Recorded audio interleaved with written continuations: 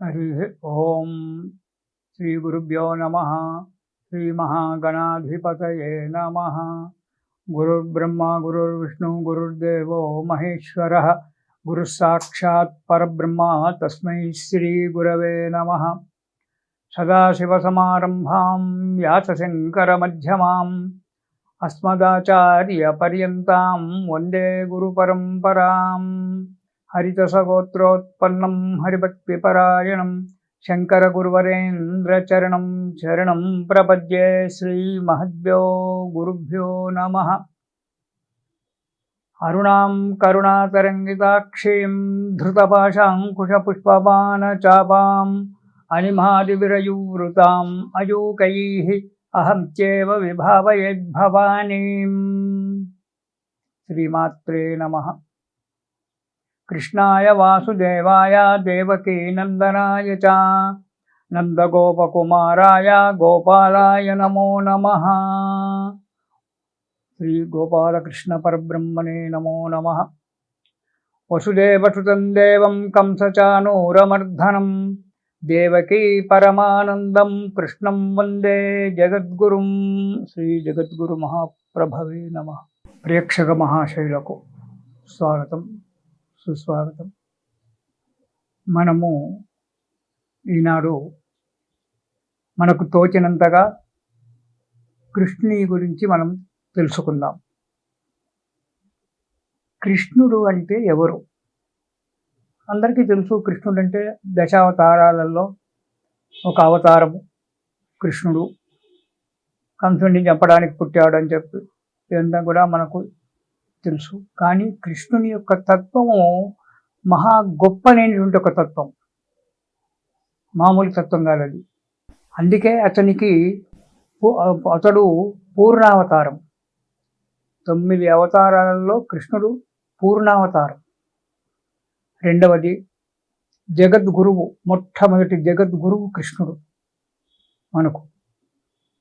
అలాంటి జగద్గురువు అటువంటి యొక్క మహానుభావుని గురించి మనకు చేతనైనంత తెలిసినంత తెలుసుకున్నాం।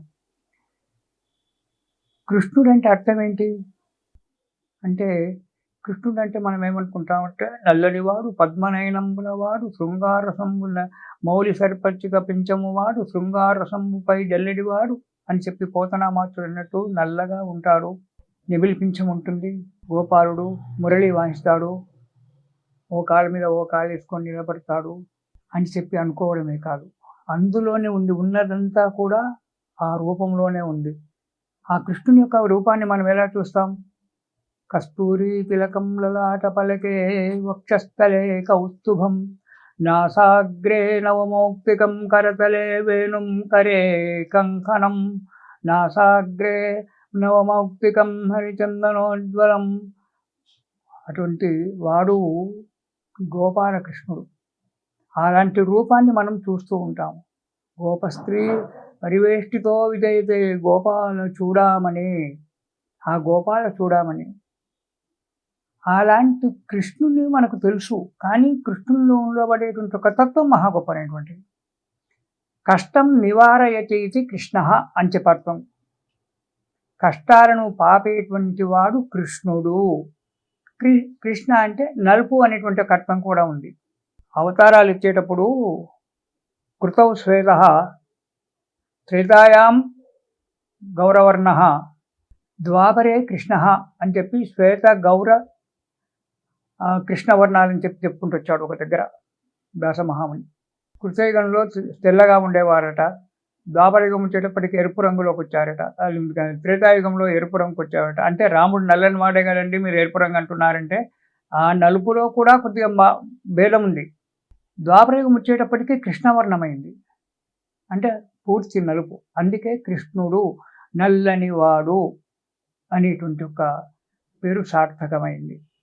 నల్లగెందుకు ఉండాలి? అటువంటి మహానుభావుడు తెల్లగా ఉంటే కాదా, ఎరుపు రంగులో ఉంటే కాదా, సుందర రూపం కాదా అంటే ఆ నలుపులోనే సుందర రూపం ఉంది, ఆ నలుపు సుందర రూపం ఉంది। ఆ నలుపే మన నలుపును తీసేటువంటి ఒక నలుపు, అది మామూలు నలుపు కాదు కృష్ణుంది। ఒక కవి అంటాడు, నీవు నలుపు నీ నామంబు నలుపు, నీవు ధరించినటువంటి పట్టు పీతాంబరంబు నలుపు, నీవు ధరించు నెమిలి పింఛంబు నలుపు, నీవు పలికించడి వేణువు నలుపు. ఇన్ని నలుపులున్న ఓ నల్లనయ్యా, మాలోని నలుపును తీయవయ్యా అని చెప్పి కృష్ణుని వేడుకున్నాడట. అంతా నలిపే. ఆ నలుపు మనలో ఉండబడేటువంటి ఒక నలుపును తీయడానికి ఉపయోగపడేటువంటి ఒక నలుపు ఆ కృష్ణ భగవానుడి. ఈ కృష్ణ భగవానుడు 8వ అవతారం. మత్స్యతో మనం విష్ణుమూర్తి అనేకమైన అవతారాలు ఉన్నాయి, చాలా అవతారాలు ఉన్నాయి స్వామివారి. మనము భాగవతము అటువంటి పుస్తకాలు చదువుతూ ఉంటే అందులో మనకు బయటపడుతుంటాయి. చాలా అవతారాలు ఉన్నాయి. అందులో దశావతారాలు మనకు ప్రాచుర్యంలో ఉన్నాయి. ముఖ్యమైనటువంటి యొక్క దశావతారాలు. ఈ 10 అవతారాలలో కృష్ణుడు 8వ అవతారం, పూర్ణావతారం. ఈ 8వ అవతారము అష్టమి నాడు పుట్టాడు. చూడండి, 8 తిథులలో అష్టమి 8వది. అవతారాలలో కృష్ణుడు 8వ వాడు. అర్ధరాత్రి జన్మించాడు. చాలామంది అవతారాలు ఉన్నాయి, అన్నీ కూడా మధ్యాహ్నమో ఉదయమో ఎప్పుడో అవతారాలు ఎత్తినటువంటి ఒక మహానుభావులు. కానీ కృష్ణుడు అలా కాదు. అర్ధరాత్రి, రాత్రి 12 గంటల సమయంలో జన్మించాడు. అర్ధరాత్రి జన్మించడము, పైగా అష్టమి నాడు, అది కూడా బహుళ అష్టమి, అంటే పౌర్ణమి తర్వాత వచ్చేటువంటి ఒక అష్టమి నాడు అర్ధరాత్రి జన్మించాడు కృష్ణుడు, 8వ అవతారం. ఇలా అష్టమి నాడు జన్మిస్తే మంచిది కాదని చెప్పి మన అంటారు. అష్టమి నాడు అమ్మో, అష్టమి అంటే అష్ట కష్టాలు పెట్టేటువంటిది అంటారు. కానీ అష్ట కష్టాలు తీర్చేటువంటి యొక్క కృష్ణుడే అష్టమి నాడు అర్ధరాత్రి జన్మించాడు. రోహిణి నక్షత్రంలో. రోహిణి నక్షత్రము నక్షత్ర వరుసలో 4వది. అందులో అష్టమిలో సగం 4వది. ఆ సమయంలో కృష్ణుడు జన్మించాడు. ఎవరికి జన్మించాడు, ఎలా జన్మించాడు, ఎందుకు జన్మించాడు అని చెప్పి మనం ఈ కృష్ణుని గురించి ఆలోచన చేస్తే, కృష్ణుడు, భూదేవి ఒకసారి వైకుంఠ నగరం వెళ్ళింది. ఎందుకు? భూమి మీద బాధలు ఎక్కువైనప్పుడు, అధర్మము పెరిగిపోయినప్పుడు భూదేవత ఆ అధర్మాన్ని భరించలేక వైకుంఠ నగరానికి వెళ్ళి విష్ణుమూర్తిని శరణు పెడుతుంది. అలాగే ఈ భూమి మీద, భూలోకంలో అధర్మాలు చాలా పెరిగిపోయినాయి. చాలామంది రాక్షసులు అంటే కూర పండ్లు ఉండడము, ఇంత పెద్ద జుట్టు ఉండడం అనేటువంటిది కాదు. మనుషులలో రాక్షసత్వం ఈనాడుకున్నారు. రోజు ఎంతోమంది ఎదురుపడుతుంటారు రాక్షసులు. మనం ఫోటోలలో చూపించినట్టు, సినిమాల్లో చూపించినట్టు కూర పండ్లు ఉండడము, తల బీర మోసుకుని ఉండడము, ఒక భయంకరమైనటువంటి ఒక ఆకారంతో ఉంటేనే రాక్షసులు కాదు. మంచి సౌందర్యంగా ఉండి, అన్ని రకాలుగా ఉండి, పట్టు పీతాంబరాలు కట్టుకొని ఇవన్నీ ఉన్నా మనసులలో రాక్షసత్వం ఉండేవాడే రాక్షసుడు. అలాంటి రాక్షసులు భూమి మీద పెరిగిపోయి అరాచకాన్ని సృష్టించారు, ధర్మాన్ని నాశనం చేస్తున్నారు. ఆ ధర్మాన్ని నాశనం చేసేటువంటి పరిస్థితులలో భూదేవి వైకుంఠ నగరానికి వెళ్ళి విష్ణుమూర్తిని శరణు వేడింది.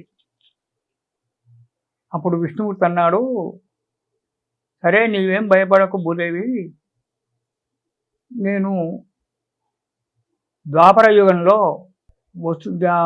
జన్మిస్తాను, కృష్ణుడిగా జన్మిస్తాను, రాక్షస సంహారం చేస్తాను, నీకు శాంతి కలిగిస్తానని చెప్పాడు. అందుకే ఆ కృష్ణుడే భగవద్గీతలో చెప్తాడు. ఏమని చెప్తాడు? యదా యదా హి ధర్మస్య గ్లానిర్భవతి భారత అభ్యుత్థానమధర్మశ్చ తదాత్మానం సృజామ్యహం. ఎప్పుడెప్పుడు ఈ భూమి మీద అధర్మం పెరిగిపోతూ ఉందో అప్పుడప్పుడు నన్ను నేను సృష్టించుకుంటాను, అవతరిస్తాను. అప్పుడు ఆ అధర్మాన్ని నాశనం చేసి ధర్మ సంస్థాపన చేస్తాను అని చెప్పి కృష్ణుడే గీతలో మనకు బోధించాడు. అలా కృష్ణుడు మనకు ద్వాపర యుగంలో దేవకీ వసుదేవుల యొక్క గర్భమునందు, దేవకీదేవి యొక్క గర్భమునందు జన్మించడం అయింది. మనము ఇప్పుడు 2వ ఎపిసోడ్లో ఆ కృష్ణుడు ఎలా జన్మించాడు అనేటువంటి ఒక విషయాన్ని తెలుసుకుందాం.